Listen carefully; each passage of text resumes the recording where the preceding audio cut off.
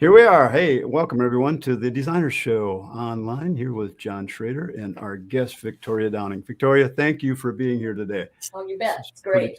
this is exciting for me. I've been wanting to get you on our show for quite some time now, and it was really a pleasure to spend some time with you when you came to our Minneapolis NARI event where you were our guest speaker, and it was a fabulous presentation that you gave that evening. Thank you. So, You so guys took good care of me. well, that's our goal here in Minnesota. We like to take care of everybody. Friendly So, people.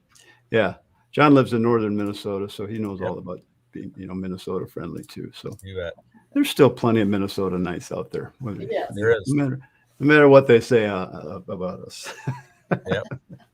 Anywho, so Victoria, you are the CEO and president and owner and everything else of Remodelers Advantage, Yes, indeed. and I know you've been doing this a while. Can you tell everybody a little bit about yourself and how you got into this?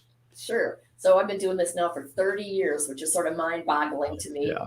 But I came into it after a career in advertising and marketing, selling as a commission sales rep, selling advertising, and then worked for an ad agency and went to a product manufacturer, a vinyl siding company where I was a brand manager. And at that time, I met my then business partner, Linda Case, who was quite well known in the Yep, industry. I remember Linda. Yeah. And so I joined her in 1990, and we worked together beautifully. She was a fantastic business partner. You know how they say some partnerships don't work out that well? This was a dream partnership.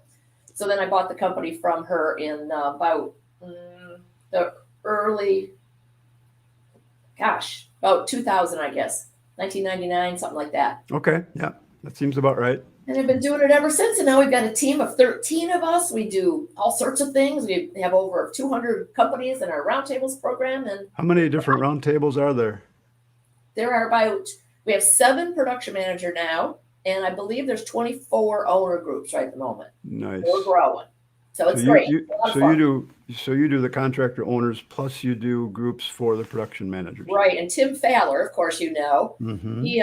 he really runs and develops the content and runs the production manager group. So he's Got it. fantastic at it. So it's a Cool. lot of fun. I can only imagine. Contractors are a good group of people. Yeah, I don't think I could have found a better industry to be a part of. Honest to God, it's just everybody's so friendly and nice, and I really enjoy the people I work with. Well, that's what John and I talk about all the time when Yeah. we do our Chief Architect Live events, and we get a group of people in the room, and everybody's so helpful and friendly, and they And want to help each appreciative other. and Yeah. all that good stuff. Pretty cool. So Yeah. it is a good industry. Yes. So today we're going to talk a little bit about state of the industry, what you're seeing, what you're hearing from other contractors. I mean, you want to talk a little bit more about the topic here? Just can you paraphrase it a little bit? So, as I said when I was in Minneapolis, I personally, my deal is I'm a networker, right? If I have a superpower, it's networking with people, which is why I enjoy working with our roundtable members and all the people at the presentations and so on. So the information I'm going to share with you today came about because I don't really do macroeconomics or that level of research. My information is anecdotal because I work with hundreds of remodeling company owners every day, right? Yeah. I'm talking business all day long. So I reached out to some of my friends and some of our members to ask them a little bit about what are they seeing out there. And so that's what I brought to share with you today. Nice. Yeah, I can only imagine when you got that many successful contractors around, they know what's going on and they're sharing that information with you. Just like you guys know too, when you're hanging around with a bunch of successful business owners, it really doesn't matter what kind of business it is. They're passionate about it. You just get revved, right? Yeah. I leave with 15 pages of notes at every meeting I go to, and I go to a lot. So it's fun. So a couple of quick things. I'll post some links up here in a minute that'll slide through. People can get that information. But I just want people to know, please go ahead and comment, ask your questions. Michael Moore, Doug, Natasha, Ken, thanks for being here. Welcome. And there's a whole bunch of other people on the call now too. So please feel free to ask Victoria anything that you'd like. there's a little bit of bio on her, but a couple of things down here. You can visit their website, Remodelers Advantage, and there's a couple of free reports that Victoria has been so graciously kind to allow you guys to have access to. It's a Path to Success report, which you go fill it out. Victoria, I think you fill out a little survey here. Yeah, maybe it takes about 5 minutes or so. And basically what we've done is we've found like 5 different areas of business that we feel are essential to success. We surveyed our members. We looked at their statistics. We built this so that you can see how you stack up. Okay, cool. And then you've got your helpful guide to success. Yes. I didn't have time to fill in the text here, but just click the button. You can download that free report. Some how to hire exclusively for Remodeler Advantage VIPs. I guess everybody's a VIP today. That's cool. All of you. That's right. All right. So awesome. And we have our other things that chief experts do. Please check us out. So Victoria, why don't you go ahead and let's just dive into your presentation here. And we can kind of go from there. Let me just switch screens here to add your PowerPoint to the screen and have at it. Okay. So, in the last couple of years, it's been crazy. And even though I've been doing this for 30 years, I've never seen anything like this. It's just like this perfect storm of stuff going on, right? Starting with that 2020 March shutdown and the freak out about COVID and all the stuff that happened. So it's just been, things have been changing and we're being affected by so many different things. So again, I went around to my little network of experts and a lot of the information I'm going to share with you came from them. Cool. So let's see if I can get my screen to work now. All right. So where are we today? Well, we're in a really good spot, really, from a business point of view, because this is the leading indicator of remodeling activity from the Joint Center for Housing Studies of Harvard University. So if you don't look at this on a regular basis, you should. You can go to the website, all these reports, just tons of reports there. Now, as you can see on this one, this is from the fourth quarter of 2021, which is the most recent. And it is showing that the activity, purchasing business, is going to be pretty good through 2021. But as you get to the end of the year, that's when a lot of these experts feel that business is going to slow down some. So this is the time to make hay, right? Now, I get that people are wanting to buy. The demand is great, but then there's all these issues that are holding us back, which we're going to get to in just a moment. But so we're in a good spot for business. And the other thing that's happening is that it's time for a refresh. We've got a ton of homes that are older that need remodeling.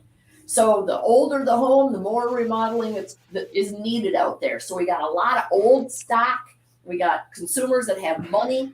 We've got demand there. Now we just got to figure out how to make it all work. That demand is there, isn't it? Boy, everybody I talk to is so busy. I know it, right? Yeah. There's a lot of things going on, and I don't want to jump ahead of myself, but I was talking to somebody, it was yesterday, and they were saying that it's so challenging because they will present a ballpark range to a prospect, and they bump it up, but they find they go back and estimate it, and with all the price increases and so on, they find they haven't bumped it up enough. Then they have to go back and talk to the homeowner about it and try to reset those expectations, and it's challenging in that regard. But it's what I was telling this particular business owner was it's everywhere. It's happening to everyone. Lumber prices didn't just go up for you, it went up for everybody. Everyone's prices are higher. So you have to change your mindset a little bit and not worry about feeling like you have to cut your prices, because you can't cut your margins. It's everywhere. And you have to remain profitable. Yeah, exactly. Okay. So it's still when I talk to designers all over the country, John, I'm sure you do too. And when I hear the prices of some of these projects, it's like, how do people do it? It's just amazing. But they're doing it. Well, what do they do for a living? These people that are buying these multi-million-dollar projects. I know. Where did I go wrong? I don't know. Fun to think about. Yeah. All right. So most everybody has a pretty long backlog, and some of our clients, some of our members are into 2023 in a pretty good clip. Now, again, I talk to people all the time, all these remodeling company owners, and I would say that about 95% of the people I'm speaking to right now are sold out for months and months. There are a couple here and there that I've talked to that don't have a big backlog and are really having some challenges closing those sales. But mostly everybody has a pretty nice long backlog, which is great. I mean, backlog to a great degree gives you freedom, right? Yeah. You know, it's when you don't have any backlog that you get desperate. You start making bad decisions in terms of pricing or clients you take and all that happy stuff. Yeah. But so again, we've got a lot of challenges going on right now. In the Atlantic magazine, I was reading this article and it said we're running low on supplies of all kinds due to a veritable Hydra of bottlenecks. So, I mean, supply chain, from what I'm understanding, is starting to break up a tiny little bit, but still it's looking like it's going to be a rough 2022 and probably in the first part of 2023 before we really see some relief on that. Is that what you guys are hearing too? Yeah, I hear it all the time. Windows, flooring, little thing. It just, everywhere. There's always something that comes up. Right. Appliance. I was talking to someone one day about appliances, and it's like the appliance is ready to go, except it needs another little part, which that supplier isn't supplying anymore. And it's like, so bam, so everything shuts down because of that. It's just right. Yep. And so I've got some friends in the logistics world, and they are just telling me the same thing. They go to these big conferences where there's people from places like Amazon and Walmart that are speaking to the crowd. And they're just saying, just don't look for any quick relief for 6, 9, 12 months from now. So hunker down. It's going to be there. Yeah. So how do we work? How do we produce when we can't get the materials? It's not a challenge. Some of the necks on this Hydra are, as we know, consumer demand. We can't go anywhere. We couldn't for months travel or do a lot of the fun stuff, go out to dinner and all things we'd spend money on. So everybody's got this cash and they're stuck at home. And we all know this, right? They're stuck at home. They're looking around. They want to remodel. Yeah. So consumer demand's gone through the roof. Shipping containers. Now, this is a picture. I just took this from American Shipper. Now, the first time I saw this chart, it was provided to me by a guy named Craig Webb, who used to be the editor of Remodeling magazine. And he now has a company called Web Analytics, and he works with a lot of suppliers. So he had sent me this graphic from about 6 months ago. So I redid it. And you can see, I just did I looked up the most recent map. And you can see that it says all-time high for shipping's epic traffic jam. There's over 105 container ships to berth in Los Angeles and Long Beach, not to mention the other side, right? Yeah. And that's just the water ports. A friend of mine lives in Tucson is talking about that they consider that a dry port. So many materials come in there and are split up to be redistributed around the country through rail and truck and all of that sort of thing. So it's just these ships are sitting there. So then what happened is that the people who own the shipping containers are sitting there trying to get these unloaded. Well, apparently you can earn about 6 times as much money coming from Shanghai to the States versus from the States to Shanghai. So these people with the shipping containers, they might only be half filled up in LA. They'll take them over to Shanghai anyway, fill them up over there, and make all sorts of money coming back. So that means you got these shipping containers. There aren't enough of them anyway. They can't unload, and now they're being shipped away only half full. So they're not even taking the capacity that they could take. So what that means is that the rail cars are piling up there, parked all over the place, full of goods that they can't unload, which means the train cars then can't go back into the middle of the country to collect all the goods that are being produced there to get it on the ships to spread around the world. It's just craziness, right? Yeah. I mean, perfect storm. So none of that what happened before COVID happened. I mean, things were smooth back then. Yeah, well, and then COVID hit, and so many people were out of work, and they had to close all the factories down. And that took manufacturing down. So here you've got this. It's like the rubber band, right? Yeah. So it's a big, long time frame. Well, it'll catch up, but it's going to take time for the manufacturing to catch up. Once the people get back working and they get up to capacity. I was talking to somebody yesterday, and there's a kitchen cabinet manufacturer in Alabama, I believe it is. it's in a semi-rural, well, a real rural area. And they had 300 openings in their factory as of like last week. Wow. 300 openings in a factory in a rural area. Where are they going to get those people? Mhm. They've got to get super creative and probably pay a lot more to lure people to this sort of in the middle of nowhere place. Yep. They're or they can't get up back up to capacity. It's just crazy. Yeah. We're seeing that all over the place. So another thing is the Great Resignation. So many people getting burned out. And where we're seeing this is in the production staff of a lot of our remodeling company members. So much work's coming in. They can't hire all the people they need. So just like in the hospitals, the people that are left have to do more. And they're just getting burnt out. So one piece of advice for everybody is really take a hard look at your team and make sure that you're acknowledging what they're doing, that you're showing appreciation, and you give them the breaks and the rewards and the recognition and all that stuff that's so important in your team members, right? Make them more part of the process. So, right. I think that's a really big deal.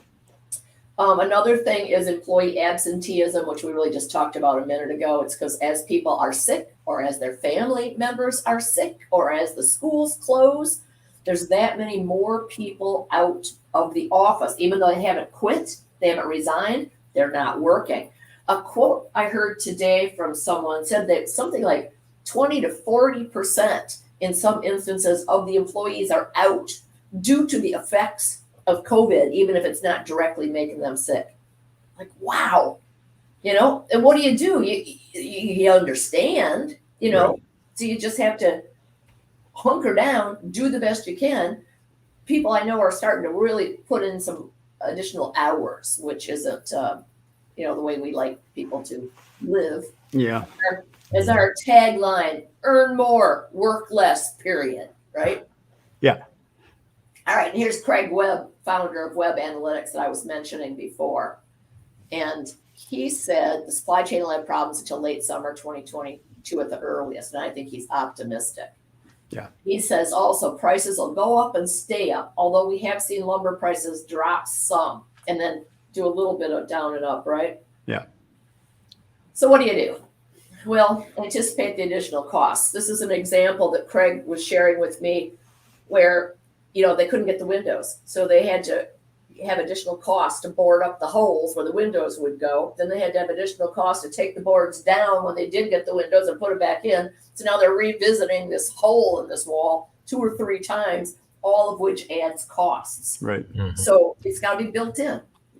The remodeling company owners shouldn't be the ones eating this, right? But they've got to be smart about anticipating these things.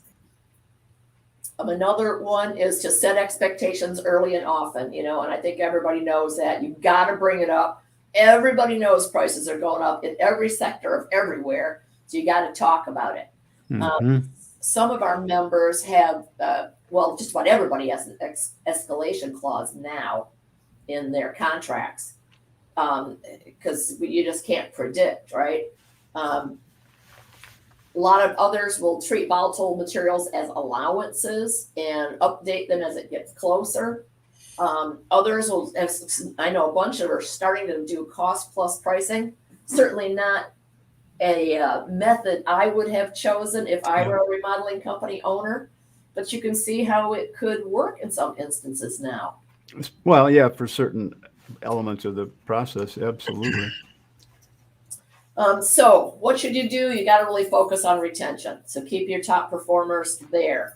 So many people have lost top performers because they're getting poached. They're getting approached by other companies. There's so many opportunities out there and everybody's paying more. So really focus on your top performers and keeping them with you. Have conversations about how they're doing. Stay in touch with them and their emotions and their, sort of their mental well-being. Make sure they're happy. And then build a better business all the way around. So, for example, Reliant Roofing was voted one of the best places to work.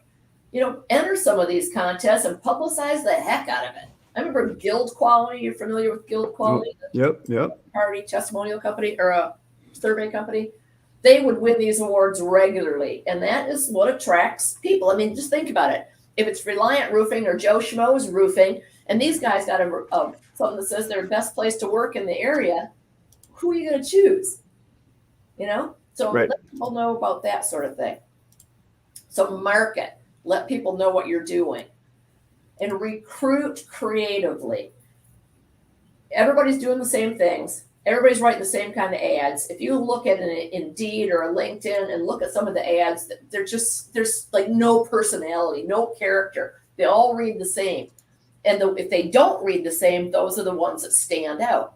Even if it means you hire a copywriter to help you turn this list of skills into something juicy and sexy and appealing and eye-catching, you know?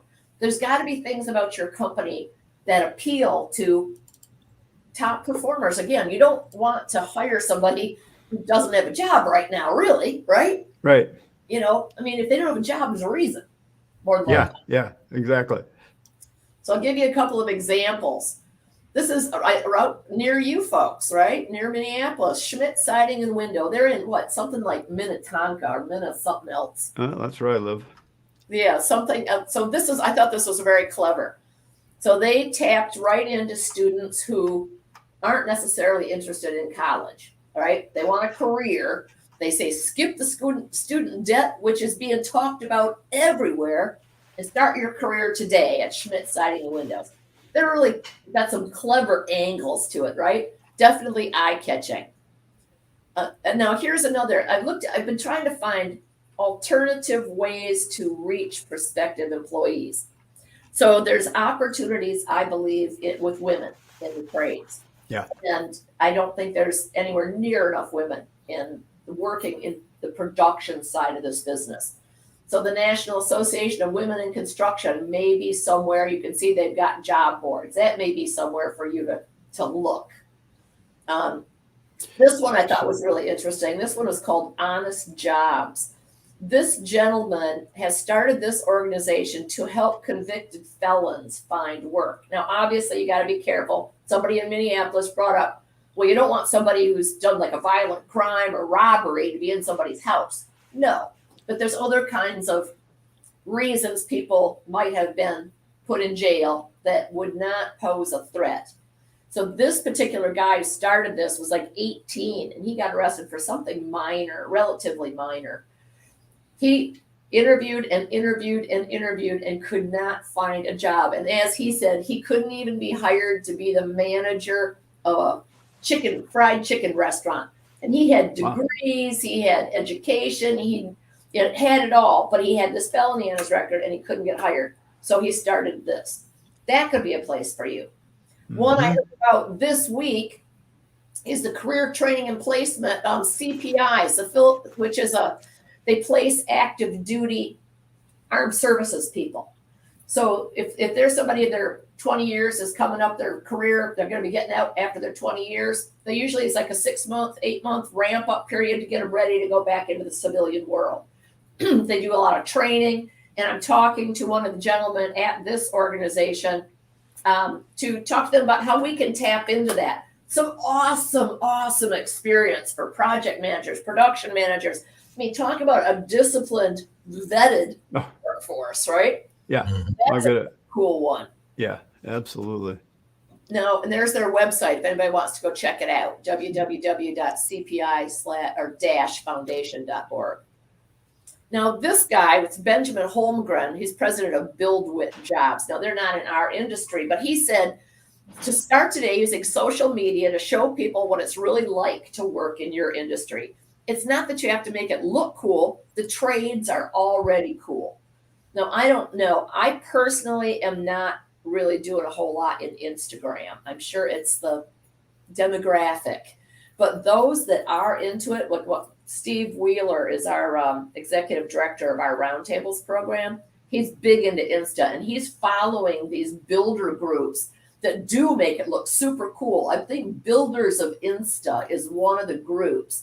And TikTok is coming up now as well. And as a matter of fact, I read that Facebook, or heard this week that Facebook's participation has dropped dramatically. Quite and a bit. Yeah. one of the reasons was TikTok, right? Yeah. So time to start learning it, tapping into that, even if you're an old dog like me, start taking advantage. Yep. And lastly, be prepared to pay. Prices are going up, salaries are going up, compensation is going up. Now, for a lot of people, I think in most cases, it's super good for the person who's getting the boost. I wish it were happening for teachers personally, but it is going up. You're going to have to compete against people who are looking for the same skill set that you want. So you're going to have to be prepared to pay. Now, I was talking to one of my younger employees this morning at our weekly meeting, and he was talking about how he and his fraternity brothers all talk regularly about their careers and so on, and that people today want different things. And so he shared the example of, I think it was a bank, that said that they insisted that their workforce come back into the office 5 days a week, no questions asked, no excuses, and they immediately lost a third of their workforce. Wow. So that's a whole new thing, right? I mean, it's hard enough to be a manager. I found it super hard to learn to be a good manager and leader. Now you got to figure out how to do it remotely. Mm-hmm. So you got even more things you have to learn. And how do you track all that? How the technology? Although I must admit, I think that the use of technology like this is a silver bullet that came from. Oh my God, yeah. Oh my God. I mean, especially with what we do in the design world. I mean, I work with people all over the world, and it's no different than if they're sitting next to me. It's so cool how it works, and I actually almost prefer doing a screen share versus having someone next to you because it's easier to stay focused and communicate.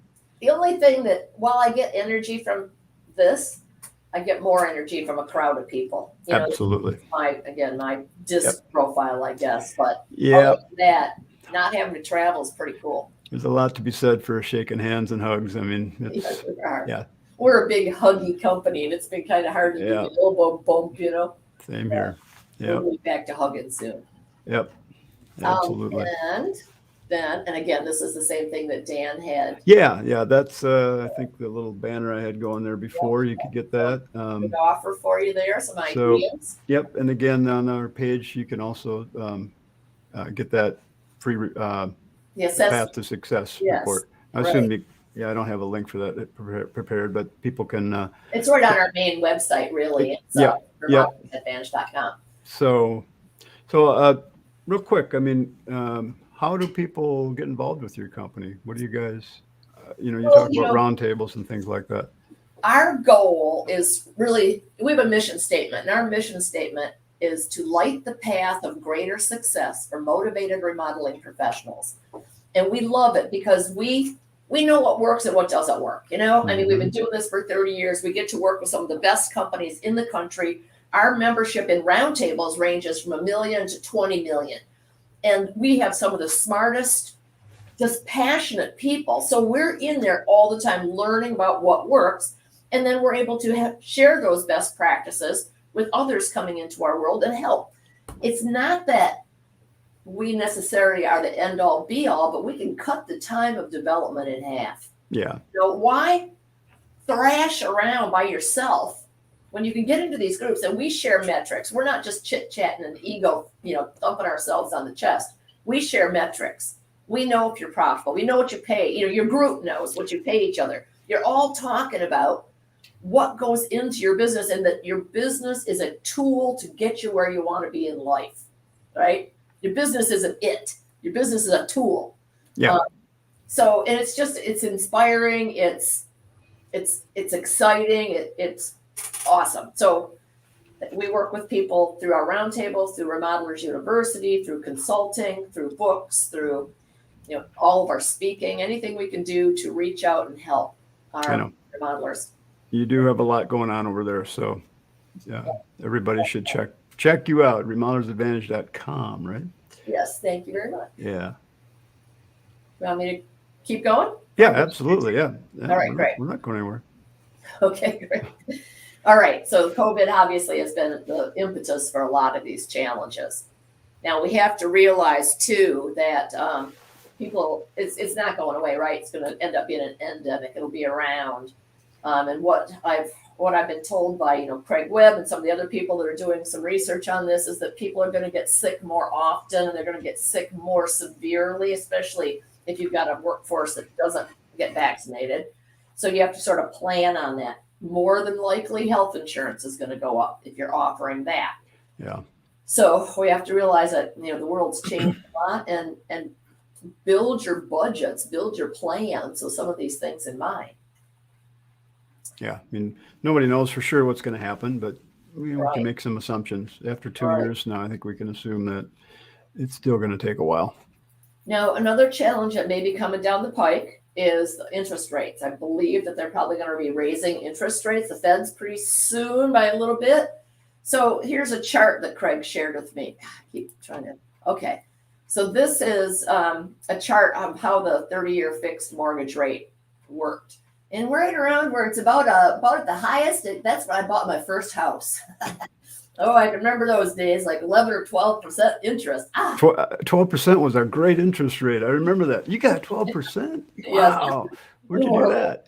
But so what Craig and others have indicated is that it's great to have the low interest rates, and it helps feed the business. But once it starts to get above to 4% or above, that's when it starts to affect the consumers and the demand. So if interest rates start getting up that far, that's going to probably slow down the economy and slow down the demand for our services.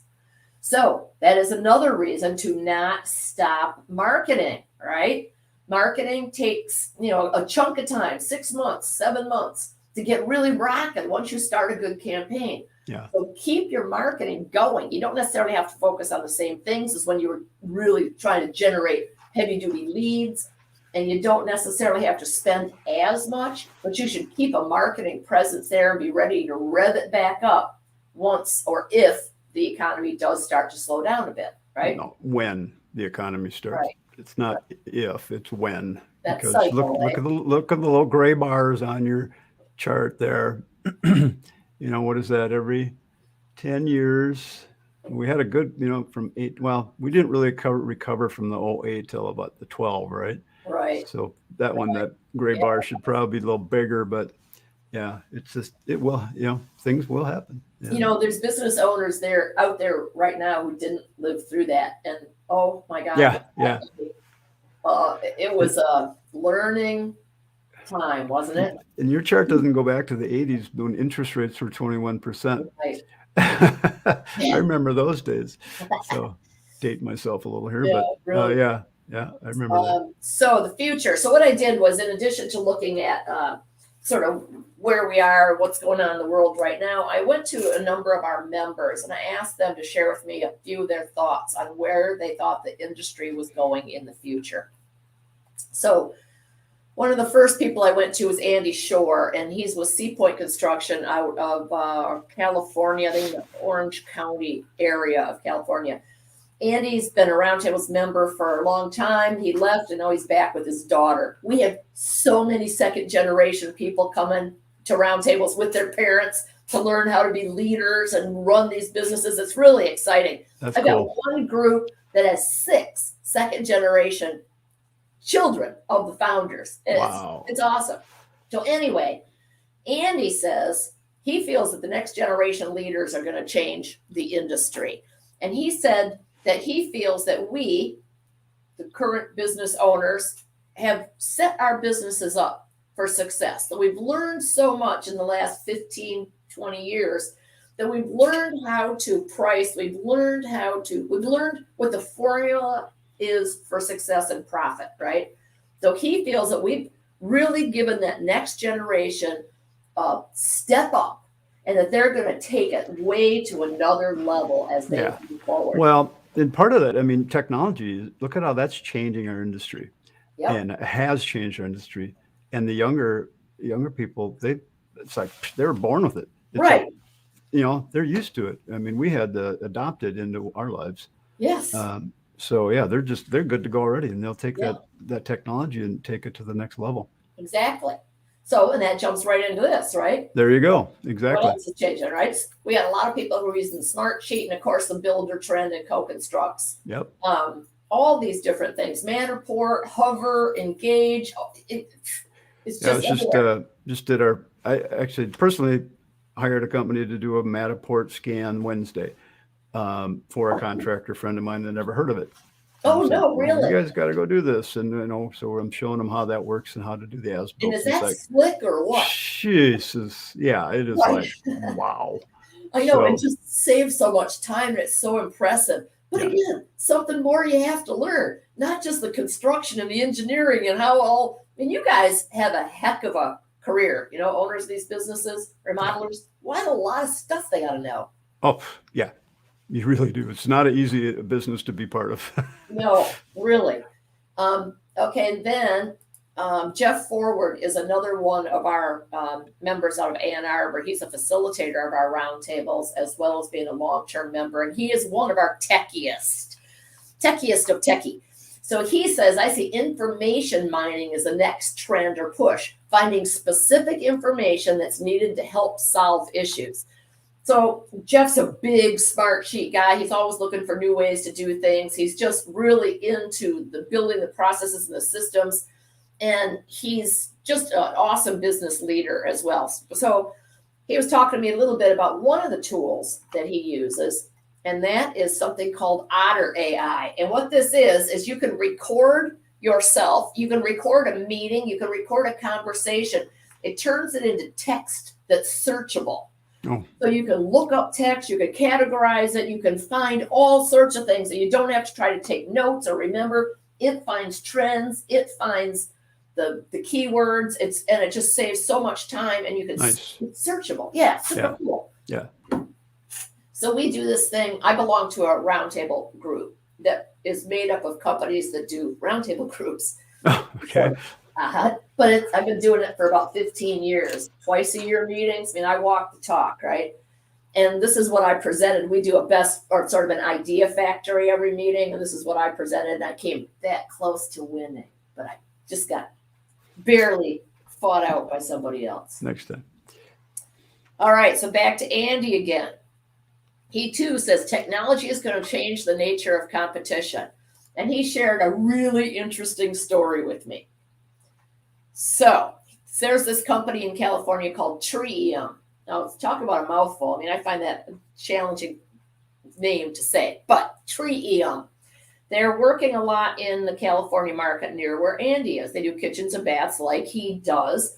So he wanted to find out a little bit more about them. So he came to their site and he's like, well, there's their lead magnet right in the middle of the page, right? Start my project. So he logged on there. He filled out the form. He wanted to see what he would get. And he, did his thing. And so he went to talk to his design manager in the next office about what he had just experienced and filled out and sent in and all that. Before he got to her office, they were calling him on the phone. Within about 15 seconds of him submitting this form, somebody was calling him to ask him about his project. We all know that kind of responsiveness is going to win the game, right? Yeah. Bam. It's just like poof. Yeah. So that was pretty cool experience, I thought. Nice. Now, this Gartner company, they talk a little bit about hyper automation, and that this is a big thing going forward. And that's the idea that most anything within an organization that can be automated should be automated. So we use a ton of marketing automation in the background, and more companies are using this sort of tool, like HubSpot. Is one of those companies that builds in a lot of automation. Right. Somebody writes in, they want a particular download a booklet on remodeling their kitchen. Well, then that goes off into a whole series of actions behind the scenes that never have to be touched by a human once it's set up. Right. So everything that you can automate should be automated. Like even as simple as all of us, I think every one of my bills is auto pay, right? I don't have to look at it. I don't have to think about it. I still know about 3 people that use checks to write different things. That's about it. I know. It's amazing. So let's see. And then this one is, again, just, online consultations, video meetings. there was the winner of the Fred Case Entrepreneur of the Year award about 2 or 3 years ago. Is based here in Maryland and actually remodeled my kitchen relatively recently.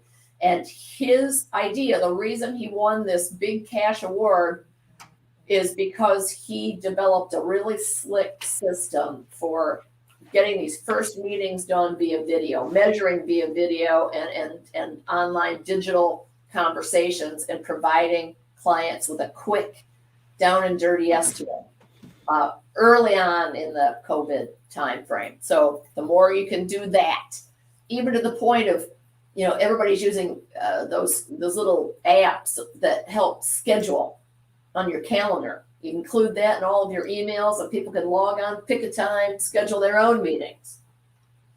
A lot of technology all over the place. There really is. It's amazing.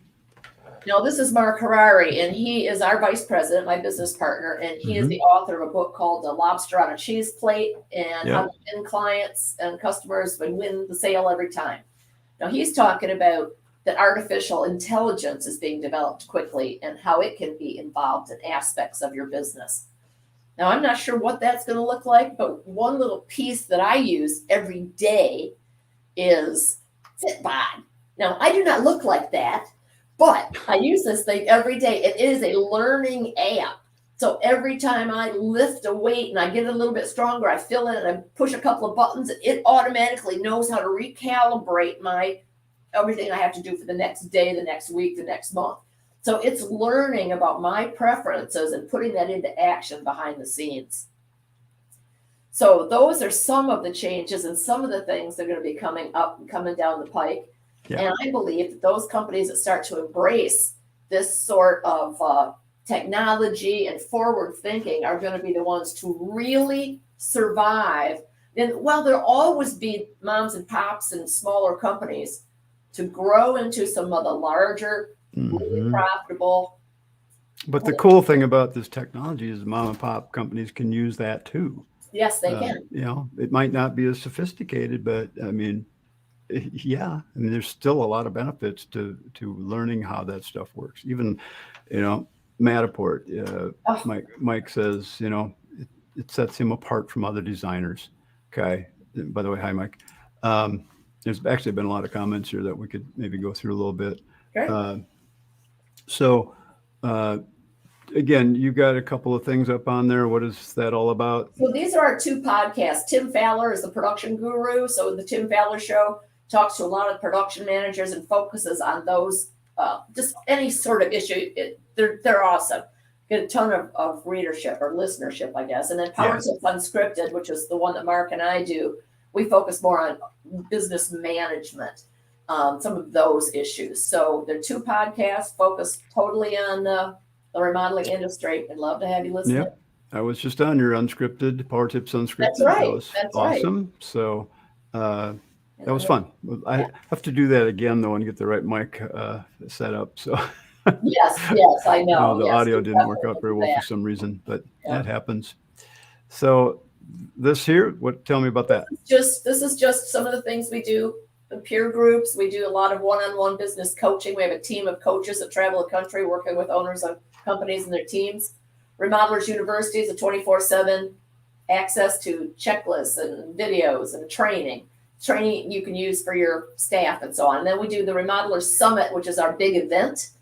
Every year, this year, it's going to be at the Gaylord National Harbor in Washington, D.C., and it's going to be on September 21st and 22nd. And what's that summit all about? That is a day-and-a-half conference with about 400 industry pros, national speakers. We just signed our keynote speaker yesterday, so cool. I'll announce that soon. We're super excited about that. And it's a day-and-a-half just packed with industry-specific networking and sponsors and opportunity to talk to awesome remodelers and all of our staff and so on. Nice. You have been busy. Yes, we do. I'm going to leave that screen up so people can look at that, and assume the little what do you call that thing on the right side there? QR code. Thank you. People can scan that if they want. Yes, they can. That's cool. So we have not a lot of questions, more comments here. Natasha left her career in market and Oh, advertising, designed kitchens and baths. So yes, love your chief classes, Dan. Oh, thank you. And yeah, thanks for being here. And Natasha, this is a great industry. I mean, there's just so much going on right now. and Dan, I got to tell you, I have heard nothing but good things about your classes. Thank you. Yeah. So really. we've got lots of things in the works, as I always do, to try to make them better and do more. So, we got Norman from New Zealand. Thanks for being here. He said, Yes. prices and supplies changing weekly, aren't they, though? Mhm. He's booked for 2 years. It's just like, come on. How do you get booked for 2 years? How do you do that? I couldn't even imagine. I can't even. I wouldn't even necessarily be in the same house. Yeah, I can't even keep track. How are you? Good old Mark. Yeah, Mark and I have become good friends over the years too. So apparently, yes, I do see remote workers for admin. I mean, we just went to a total virtual bookkeeping. We let our controller was lured away by a previous employer, so we went remote with all of our bookkeeping services. So yeah, I do see a lot of that in marketing and a lot of that. Yeah. So, and Mike Moore, they're short 300 employees. It's like, it's got to be so hard. So I was talking to this gentleman that we partner with an organization called BKBG, which is a buying group, it's a kitchen and bath business group, and they're a buying group primarily. And he was saying that, there are so many people that we need, some of the trades people that he feels that some of this was affected by the dramatic slowdown in allowing immigrants to come in, because there are just some types of jobs that are hard, and immigrants were the ones that were doing them in a number of places. Right. So, if you have the choice of working on a roof in 80-degree, 90-degree weather, or working at Walmart and making the same amount of money in an air-conditioned place, where are you going to pick? Yeah. Of course, I'd pick the roof. I like the fresh air. Maybe not.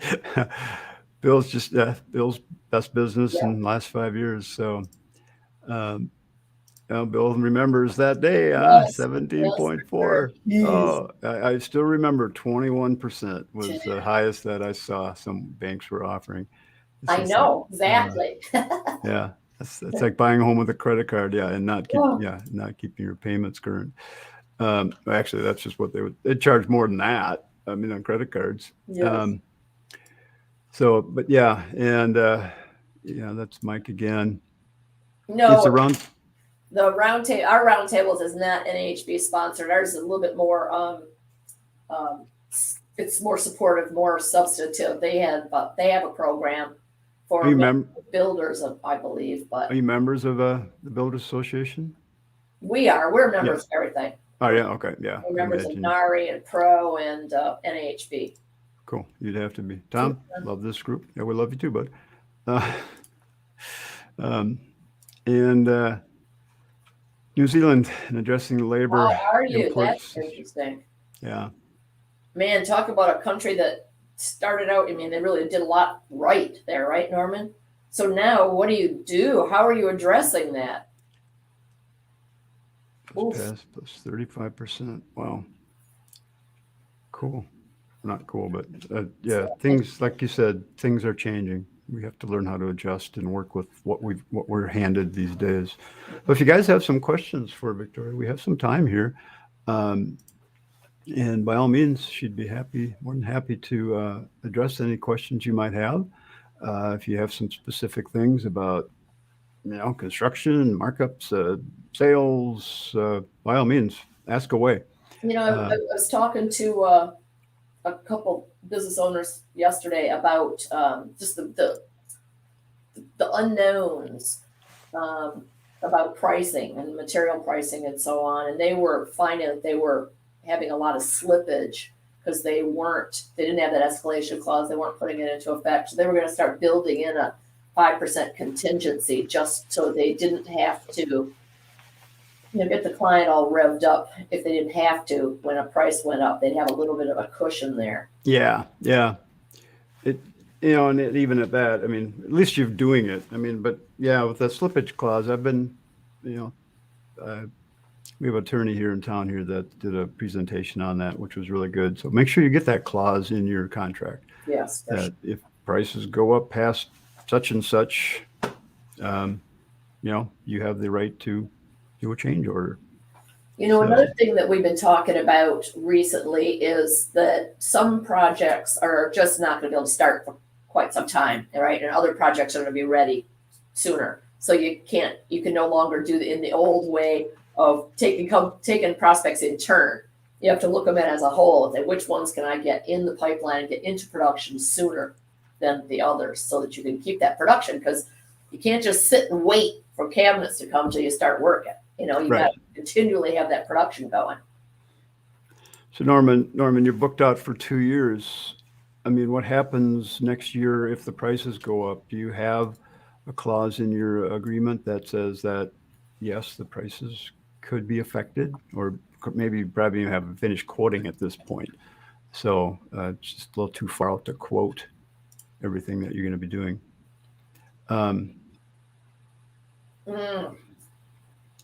I know there are some contracts that have something in it about, I'm not thinking of the right term, but an overlay of pricing to pay for the site closures and all the extra PPP stuff and all the extra time and all of that.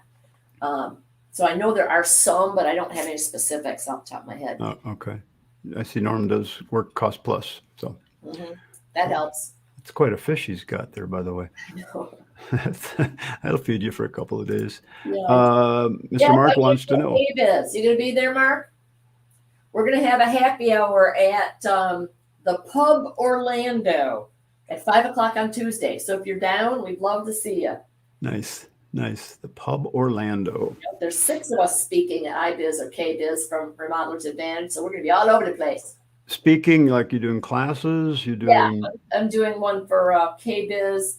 So we got Tim Fowler, Doug Howard, Steve Wheeler, Mark Harari. We're all speaking, and then Sergio Santana, who's a new hire, dynamic 30-year-old from Miami, but he'll be there with us as well. Nice. Yeah. Cool. So you're going to be very well represented at the Builder Show. Yes, I'm looking forward to it. It's going to be interesting to see what it looks like. Yeah, I was just on their website here last week, and they've got some restrictions in place. So as long as people follow, it should be no problem. But it'll be interesting to see what the attendance is like. I know, because I hope it's not down, but I gotta assume it's going to be down. I have got to assume it's going to be. Yeah, I mean, like Chief Architect, the software company, right, is not displaying there this year, and they normally have like a 30 by 90 booth. Just huge. Somebody was saying that, that a lot of companies are looking at trade shows like that with a new light. Like the example given was Master Brand, that their big booth probably spends $1 million on that one show. And in order to make it work, they have to sell, if you're thinking marketing at 5%, they got to sell what, 20? Well, they got to sell a bunch. Yeah, $20 million. Like, that's not going to happen. Yeah, Mark, they'll be charging you at the door. What are you talking about here? You got to corner me. I got you a cocktail there for sure, buddy. Have you been at the Kohler booth? Oh, fantastic. How much do they spend on that booth? I can't imagine. It's phenomenal. It really is phenomenal. So and again, I'll report back and let you know what it looks like this year. That'll be good. Yeah, I do. I'm going to miss it, but I do love going to the show. So next year we'll be back in Vegas. So that's my hope anyway. But so Victoria, you got a few minutes here. Anything you want to add? You guys, if you have a quick question. If I'm really all about the numbers because I believe the numbers tell the company story, and you have to have accurate, up-to-date numbers, right? Yes. So as I've been talking to people, one of the things we really push, and most everybody on this call, I'm sure, is already doing it, but just in case, is build that budget, man. Build that budget. You've got to know what you're expecting in order to, and you got to build the formula, build the plan for profit to make sure you're hitting profit at the bottom line. Like for example, I was working with somebody on their budget and they had it all spelled out, but they missed their production goal for January. Well, now they got to make that up the whole rest of the year. So the way we do it is we do one budget at the beginning of the year, and that stays static. And then at the end of every quarter, we'll do a forecast toward the end of the year. Well, this year, Some of you, it might be really volatile in January, so you might want to do it even every month. And again, it gets more and more accurate as you get to the end of the year. But those budgets, man, that's the best tool out there for making money. Well, and the job costing being in place to help you get those budgets is huge. So I know you guys talk a lot about job costing and keeping track of your projects. And Yes. I'm still surprised at the number of contractors that don't track that very close. It's just, yeah. If you're on the call and you're not doing job costing, you need to do job costing. Focus on it. I'd say if you have any goals this year, make sure you get your job costs in place and get it going. I mean, I've always been a number guys too. And when I was a contractor for 20 years, and I tracked every penny of every job, and I did in QuickBooks back in. Remember the old DOS QuickBooks? Oh man. But it worked fabulous. You gotta stop saying stuff like that, Dan. You're making us both look old. I'm already resigned to the fact. Yeah, it's kind of like we don't have much choice. So, Victoria taught years ago. Way to go, Mike. That's right. Yes, don't work for free unless your company's a nonprofit. Then maybe you could do a little. We don't want these companies to be nonprofits, though, do we? Yeah, last I heard, construction company Inc. / nonprofit. I don't think they go together.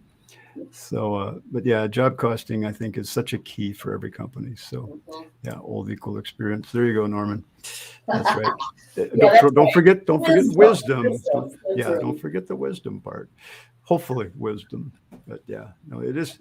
I love talking to younger people about the industry and all the opportunities that are out there now in the industry. John, you've got tell us about your young person that you brought into the industry. My daughter? Yeah. She's slowed down just a little bit. She just had her first baby, so she's gone down to halftime basically. But she was doing a great job. She learned chief architect and just flew with it. And had several clients that basically relied on her. Didn't want to talk to me. That was a good thing. I was pretty amazed how quickly she took to chief architect. Yeah. And just bam, she just was going to town. Yep. And first grandchild, John? What's that? First grandchild? Fourth. And we have our fifth on the way. Congratulations. Yeah. So, yep. It's good. We're out trying to see them all right now and see some other people. So nice. So AMZ had a client. Good clients is key. Yes. Project that doubled in size, switched to time material. Got a $5,000 bonus at the end. Nice. Very nice. That's the kind of bonuses you like. Yep. So cool. Well, everybody, again, be sure to check out Remodelers Advantage, the remodelers.vip/hiring to get a free report. There's another free thing you could do on Victoria's website. And I know you got your podcasts and everything that you do, which are filled with phenomenal topics. And people like you. Yeah, there you go. We love it. So, I mean, it's, I've been doing this a long time and I have paid close attention to this industry and have really done my best to learn what I can.